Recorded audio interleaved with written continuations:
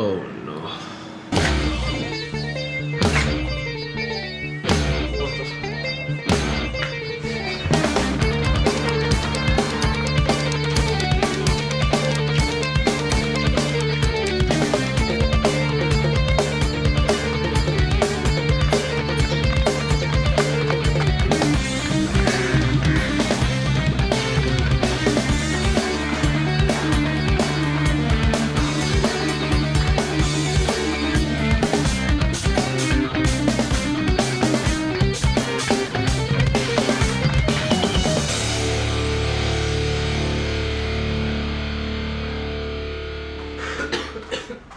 I'm so sorry. I overslept a bit. Okay. Oh, have a seat. So sorry. Well, Hassan, I just thought after bothering me about this exchange program for most part of the semester, I thought you'd be here at the meeting on time. Yeah, I know, sir. I'm really sorry. I just overslept. It's all right. Let's go over your application papers. And here we are, Mr. Hassan Ahmed. You are in your second year at LUMS, studying architecture, fairly consistent in your academic performance. Good, good. Well, Hassan, you're undoubtedly aware that we send a lot of students to exchange programs all over the world every semester, and the student gets a chance to spend one semester there, get acquainted with the culture, the environment. It's a great experience. This year, however, interestingly, we've had an exchange program position opened at the University of Cordoba. More importantly, this will be the first time that we're going to send any student to Spain. Yes. So tell me, Hassan, why you? Is this an interview? There is no interview. You'll have to fill an application and write an essay. And I'm asking this because I haven't seen anyone who's been wanting this program as much as you do. I'd like to know, what are you so specifically interested in Spain or Cordoba for that matter? Well, sir, to be perfectly honest, it has absolutely nothing to do with the university. It's just that Cordoba is home to my childhood infatuation, the Mosque of Cordoba. It's what inspired me to take up architecture in the first place. Ah, Masjid Cordoba. Have you ever visited it? No, sir, it's always been too expensive for me to visit Spain. So, you know, when I saw that the university had this program going, I thought it was the best possible way to get to Spain. Oh, but Hassan, many have fallen in love with Masjid Cordoba for a variety of reasons. What is your reason in particular? Sir, I honestly won't be able to list everything because, you know, apart from being a monument in itself, it's an architectural gem. I mean, you know, the arches, the domes, and the acoustics of the entire place, it's all so magnificent. And, you know, I fell in love with it the moment I saw pictures and 3D models, and I can't imagine what it would be like to actually visit it. Hey, Harime Cordoba, ishq se tera wajood. I'm sorry? Well, Iqbal, my dear boy, haven't you read his famous Masjid Cordoba? No, sir, I haven't exactly read Iqbal. I don't really get a lot of Urdu. Bereft of the treasures of language. But I don't blame you, son, for it's your teachers that I blame. You just don't have the language. You just don't have the language. And in the end, it all boils down to language. It all boils down to language. Oh, my dear boy, I don't believe you know what love for the Masjid of Cordoba is until you've read Iqbal's take on it.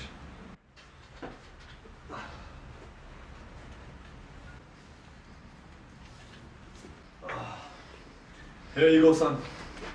This has the poem, accompanied with an English translation. Well, thank you, sir. The treasure is yours and the pleasure is mine. Well, Hassan, I want your application in 2 days' time. I hope you'll be at least punctual about this. Thank you, sir. I won't disappoint you. Hassan, take care of the book. It's very dear to me.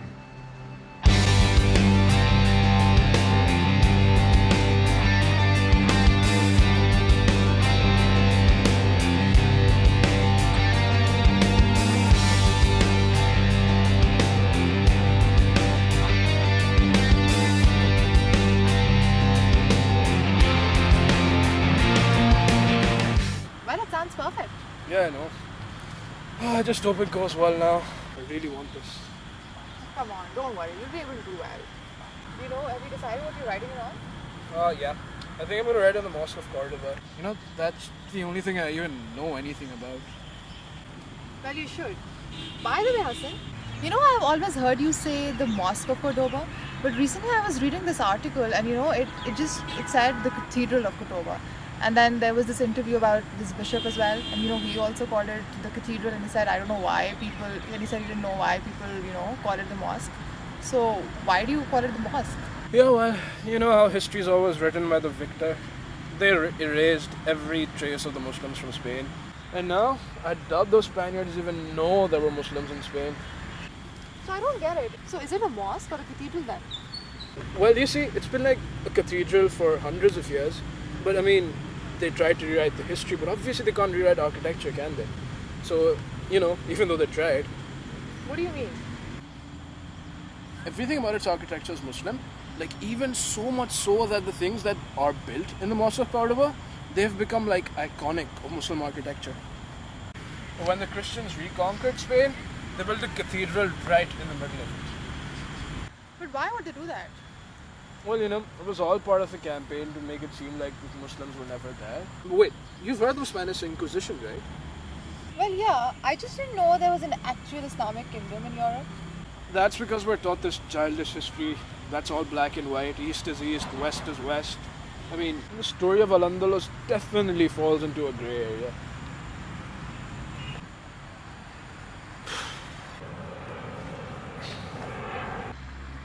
What's this, by the way? Are you reading Iqbal? Obviously not. You know I can't read Urdu to save my life. The instructor doing the exchange program gave it to me. He said Iqbal had some poem on the Mosque of Cordoba. You should read it then. Nah. I mean, the beauty of the mosque is in its architecture, man. What could a poet possibly have to say about it?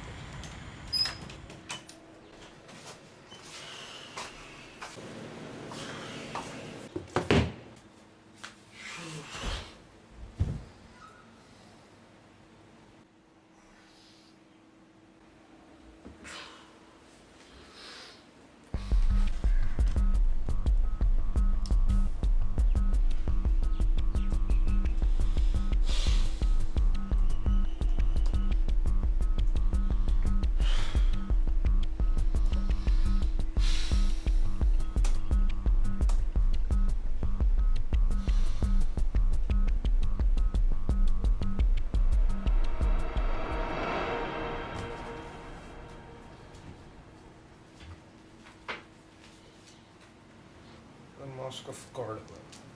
Chains of days and nights, the fashion of events. Chains of days and nights, the basis of life, and never mind.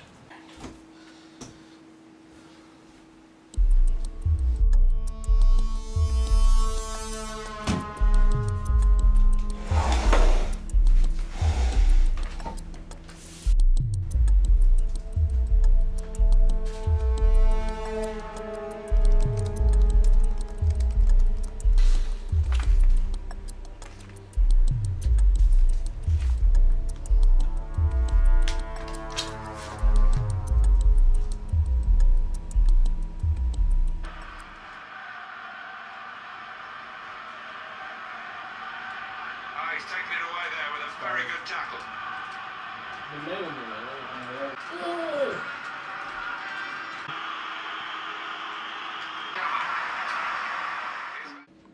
Man, I just want this semester to be over. I'm tired of writing these essays, yaar. Oh, stop complaining. At least as a humanities major, I don't have final exams. Well, anything that keeps me from being an econ major, it makes me happy. Yeah, well, I don't think I could write a one-page essay for econ. But wait, speaking of essays, when are you going to write your essay for the exchange program? Already done.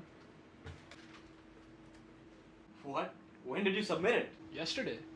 That was fast. Well, I hope you get it. It's going to be amazing. Yeah, man. Definitely will be.